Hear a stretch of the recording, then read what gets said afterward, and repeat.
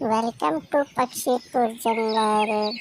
जंगल में बर्फ शुरू हो जाती है। जंगल में जितना भी दाना था सब बर्फ तले दब जाता है। यहाँ तो कुछ भी नहीं है, हमें और आगे जाना होगा। मैं और नहीं उड़ सकता, मैं थक गया हूँ, मुझ में अब हिम्मत नहीं रही। कबूतर आप घर जाएं, मैं और चिड़िया आपके लिए दाना ले आएंगे। चिड़िया और मिठू आगे बढ़ते हैं। बर्फ के नीचे दबे हुए कुछ दाने देखकर चिड़िया और मिठू बहुत खुश होते हैं। हमें किसी भी तरह इस बर्फ को हटाना होगा, फिर ही हम ये दाना ले सकते हैं। थोड़ी दूर मिठू को एक घर नजर आता है। चिड़िया बहन आप यहाँ रुके, मैं अभी आता हूँ। चाचा छमछम क्या आपके पास बेलचा है? हाँ मिठू, ये लो मेरे पे। मिठू वो बेलचा लेकर जल्दी से जाता है और बर्फ को हटाना शुरू करता है। बहुत मुश्किल से चिड़िया और मिठू बर्फ के नीचे से दबा हुआ दाना निकालते हैं। कुछ दिन ऐसे ही गुजर जाते हैं और फिर एक दिन चिड़िया के पड़ोसी पेड़ के फल पक जाते हैं। वो एक मीठे संतरे का पेड़ था जिसके फल अब पूरी तरह तैयार हो चुके थे, जिसे देखकर चिड़िया बहुत खुश होती है। जल्दी चलें, आप दोनों मेरे साथ चलें। मिठू और कबूतर चिड़िया के साथ आते हैं। वो भी उस पेड़ पर संतरे लगे हुए देखकर बहुत खुश होते हैं। ये तो संतरे का पेड़ है। ठंड के मौसम में यही एक फल है जो हमें जिंदा रख सकता है। अब हमें दाना लेने जाना भी नहीं पड़ेगा। फिर वो सब दोस्त मीठे मीठे संतरे खाते हैं। गोरी कौवी भी वहाँ आ जाती है।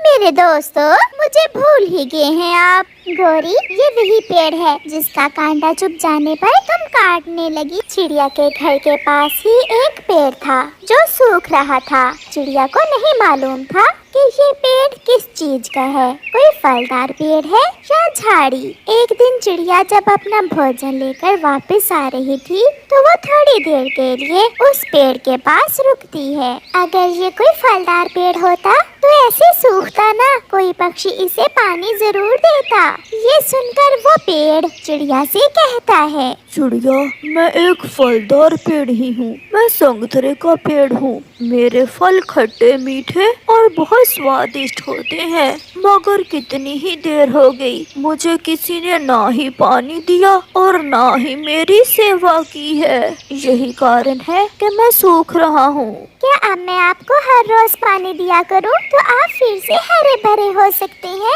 हाँ चिड़िया, मैं बच सकता हूँ और मैं आपको मीठे फल भी दे सकता हूँ। तो ठीक है संतरे के पेड़ जी, मैं आज से आपको हर रोज पानी दिया करूँगी। फिर चिड़िया अपने घर जाती है, मटका लेती है और नदी पर जाती है। चिड़िया नदी से पानी लेकर उस पेड़ की जड़ों में डालती है। पानी का एक घूंट पीकर ही उस पेड़ की जान में जान आ जाती है।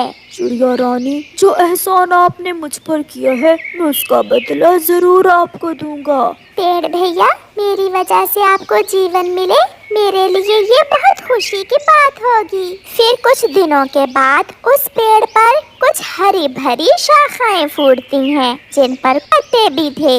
एक दिन गोरी कौवी और कालू कौवे का बेटा जग्गू कौवा खेलता खेलता उस पेड़ के पास आ जाता है। मैं इस आधे सूखे हुए पेड़ से थोड़ी देर सोचकर जैसे ही जग्गू कौवा उस पेड़ से शाख तोड़ने की कोशिश करता है, एक बड़ा कांटा जग्गू कौवे के पंख में चुभ जाता है। मर गया मम्मा, मर गया। ये तो कांटेदार पेड़ है, मैं नहीं खेलूंगा इस पेड़ की शाख से, ये पेड़ बहुत बुरा है। माँ, मम्मा, उस बुरे पेड़ का कांटा मेरे पंख में चुभ गया है। मम्मा, मेरा पंख घायल हो गया है। रुको, मेरे घर के पास उस कांटेदार पेड़ को होना ही नहीं चाहिए। ना होगा वो पेड़ और ना चुभेंगे मेरे जग्गू को कांटे। गोरी अपने घर से लकड़ी काटने वाला कुल्हाड़ा लेकर निकलती है। गोरी, तुम क्या करने वाली हो? मैं इस पेड़ को काटने आई हूँ।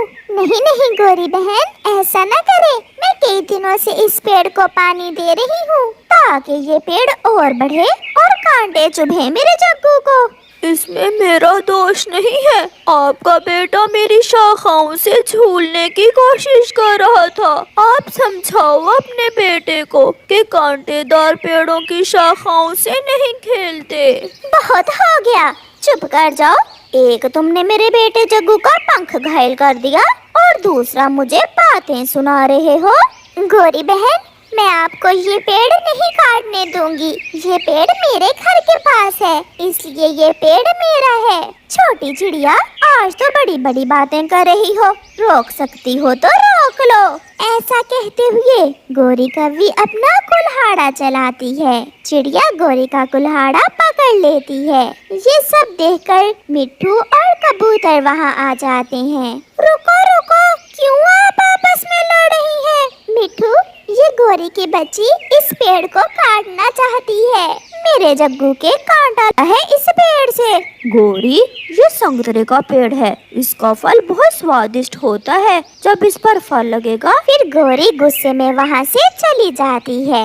दिन गुजरते गए, वो पेड़ हरा भरा होता गया और फिर एक दिन उस पर सफेद रंग की कलियां लगती हैं, जो कुछ ही दिनों में फलों में बदल जाती हैं। आहिस्ता आहिस्ता वो फल बड़ा हुआ और एक दिन उस संतरे के पेड़ पर मीठे मीठे संतरे बन गए। पेड़ जी, क्या मैं आपका फल खा सकती हूँ?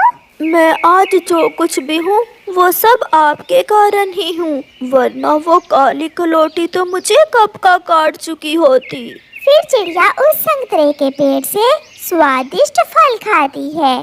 चिड़िया के दोस्त कबूतर और मिट्ठू भी चिड़िया के पेड़ से फल खाने आते हैं। चिड़िया, इस पेड़ ने तो हमें तुम्हारी सेवा का अच्छा बदला दिया है। इसका फल तो बहुत स्वादिष्ट है। उड़ती हुई गोरी कौवी भी वहाँ आ जाती है, जिसे देखते ही वो संतरे का पेड़ गुस्से में आ जाता है।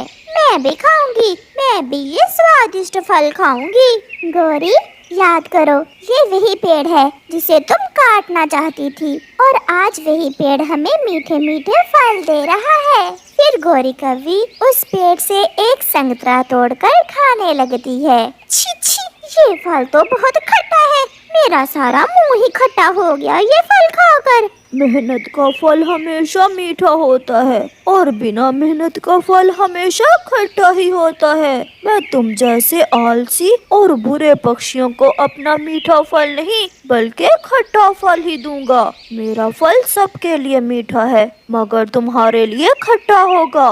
फिर गोरी कौवी वहाँ से भाग जाती है और दूसरे पक्षी उस संतरे के पेड़ से मीठे मीठे फल खाते हैं। प्यारे दोस्तों, इस कहानी को लाइक करना बिल्कुल मत